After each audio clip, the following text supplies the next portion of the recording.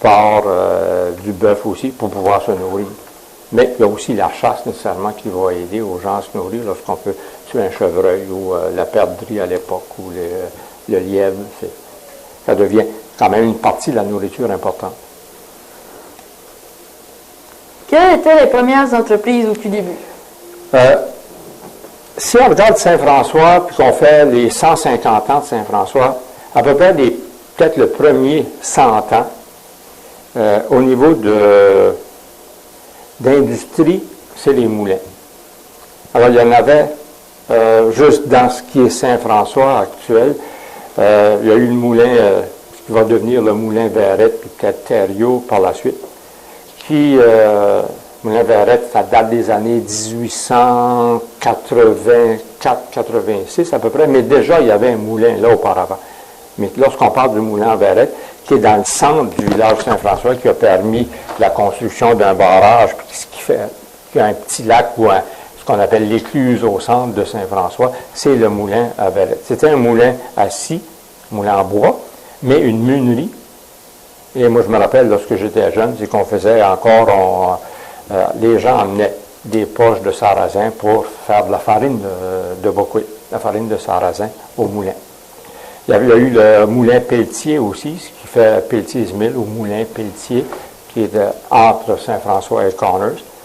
Ça aussi, c'est dans les années 1880. Il y a le moulin Léopold Cyr. Il y a eu un moulin entre Clare et Saint-François aussi, ce qu'on appelait le moulin Crockett, entre 1900 et 1910 à peu près.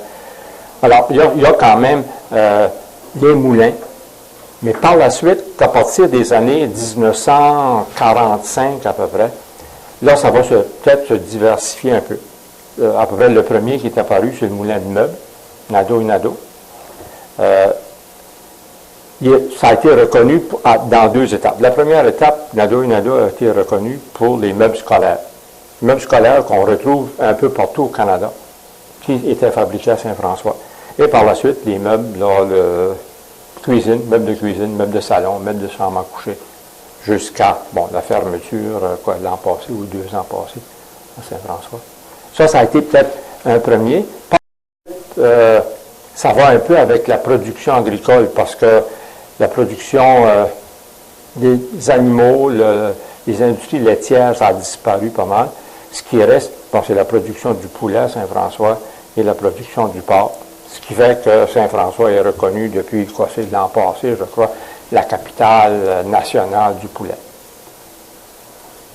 Et avait-tu assez de travail pour tout le monde dans les premières années?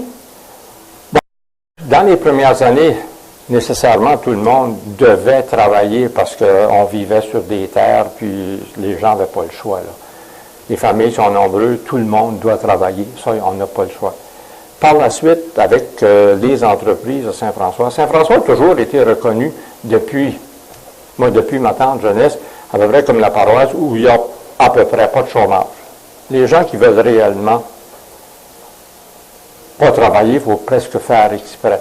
C'est que les gens qui travaillent ou qui veulent travailler pouvaient trouver du travail à Saint-François. C'est peut-être un peu moins vrai ces dernières années, pour la simple raison que, il y a la fermeture de Nadeau et Nadeau, fermeture de certaines entreprises. Là, c'est peut-être un peu plus difficile, mais à l'époque, moi, je me rappelle, à peu près tout le temps depuis les années 1975-80, il n'y a à peu près jamais de chômage à Saint-François pour quelqu'un qui veut travailler. Est-ce que les temps ont été durs à Saint-François? À l'époque, c'était dur pour à peu près tout le monde parce que les gens devaient travailler, s'élever de bonne heure, au lever du soleil, puis travailler jusqu'au coucher de soleil. Pour l'hiver, c'est peut-être un peu plus tranquille, mais l'été, à cause des semences, à cause des récoltes, nécessairement, il y avait beaucoup de travail, mais c'est un travail qui était dur, puis même les enfants devaient travailler. Ça a été dur. Il y a des périodes qui ont été plus difficiles, parce que si on regarde dans l'histoire, en 1929, il y a eu la grande crise, ce qu'on appelle la grande crise économique, et là, tout le monde s'en est ressenti. Les gens qui pouvaient avoir du travail travaillaient pour 25 cents de l'heure, puis peut-être un peu moins ceux qui pouvaient trouver du travail. Là. Ça fait que ça a été difficile pour à peu près tout le monde durant cette période-là. Mais en général, dans les dernières années, les gens pouvaient avoir du travail. Fait que c'était peut-être un peu plus facile. Est-ce que Saint-François a été un village bien connu? Je mentionnais tantôt, actuellement, il est reconnu, ou il a été reconnu pour différentes raisons. D'abord, peut-être en grandeur du Canada, lorsqu'on parlait d'industrie de meubles. Alors, les meubles scolaires étaient reconnus, on en retrouvait dans à peu près toutes les provinces canadiennes. Par la suite, avec les meubles de cuisine, de salon, les meubles en érable, dans ce cas-là, vous aviez des meubles au Canada et aux États-Unis, donc nécessairement, ça fait connaître un petit peu Saint-François. Il y a Henri Nadeau qui faisait des peintures, qui faisait des cadres, de la sculpture, et ça aussi, moi lors d'un voyage dans l'Ouest canadien, même en Alberta, on pouvait rencontrer des peintures, des sculptures d'Henri Nadeau dans certains magasins en Alberta. Donc, ça faisait connaître Saint-François aussi. Mais au niveau de certains personnages aussi de Saint-François, ça a fait connaître. On a eu, on parlait de M. Docide Nadeau, tantôt, qui est le fondateur de Nadeau et Nadeau. Il a été député de 48 à 52 à Fredericton. Il y en avait un autre, Hilaire Pelletier, qui l'a été de 1912 à 1916, je crois, qui a été député de la région ou du comté ici, à Fredericton. Il y a un natif de Saint-François qui a été aussi archevêque à Ottawa, Monseigneur Claude, qui vit encore aujourd'hui, mais qui a pas 94 ou 95 ans, qui a été archevêque à Ottawa. Et il y a aussi un autre personnage assez important, Saint-François, qu'on n'a pas mentionné encore, qui descend un peu de ces familles de Cyr que je mentionnais tantôt. C'est M. Émile Cyr, qui a eu des compagnies d'autobus, qui à l'époque faisait des trajets de Saint-François et de Moddiston, mais de Moddiston à Grand-Sault, qui se rendait même jusqu'à Plaster Rock à certaines périodes, vers le Québec aussi, à Rivière-Bleue, Saint-Louis-du-Havre. Alors, il y avait quand même un réseau d'autobus au Madawaska ici, qui appartenait à Émile Cyr, qui est originaire de Saint-François, qui vivait à Saint-François.